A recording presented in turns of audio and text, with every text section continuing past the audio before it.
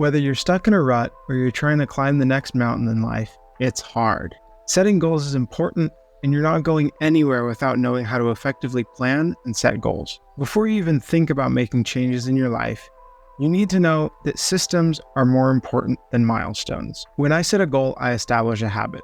For example, I wouldn't set a goal of getting 1,000 views on a YouTube video, but rather I would commit to making every consecutive YouTube video better in a measurable way. So first, ask yourself what direction you want to go in. Are you trying to improve physically, mentally, financially? And what does that improvement look like to you? This matters because if you don't know which port you're sailing to, then no wind is favorable. Be careful not to set an endpoint right now, just a direction. Setting an endpoint inevitably sets you up for failure.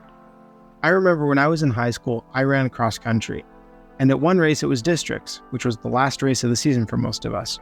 And so we showed up, we all ran our races, and then we did a little cool down and we were all done. But at the end of the men's varsity race, there was a guy that ran and he won the race. And then afterwards, instead of cooling down, he went and he did extra laps. See, this guy understood that the end of the race is not the end of the goal. The end of the season isn't even the end of the goal. There is no end goal in mind. So what he did is he implemented processes rather than having endpoints. Next, I want you to think about what habits could get you to your desired state of being. For example, if you want to be healthy, you probably need to either exercise or eat healthier food. If you're going to do one of these things, then which one are you going to do and how are you going to do it? How many times per week will you work out? What kind of workouts will you do? If you're eating healthy, then how are you going to eat healthy food? What is healthy food? These things are important to think about now so that you don't give up when it comes time to execute. For this step, you want to find a few trajectories at first, and then we'll narrow it down. Remember, the point isn't to shoot for the moon and land among the stars. The point is to know where you can shoot and hit again and again. If you can do that, then you'll find success. Next, it's time to choose the best option. If you want to be healthier, but you have a broken leg, then maybe exercise isn't the best option right now. Maybe it's better for you to work on eating healthy food. Likewise, if you're an elderly person or if you're pregnant, it's probably also not a good idea to exercise too much. So you might want to implement walks or maybe a little bit of swimming.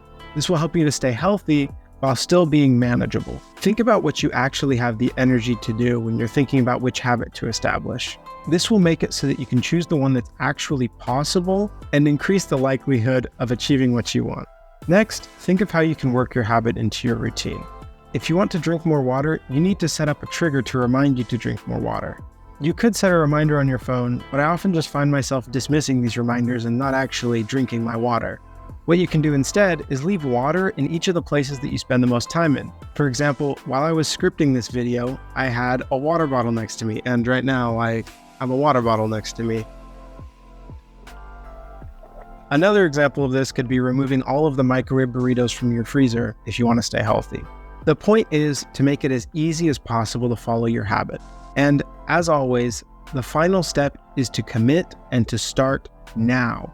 Don't wait for the right time to start because the right time is now, or actually was probably yesterday. You might need an accountability partner so you don't have an easy way out of self-improvement. If you don't have one, feel free to use the comments section as a support network.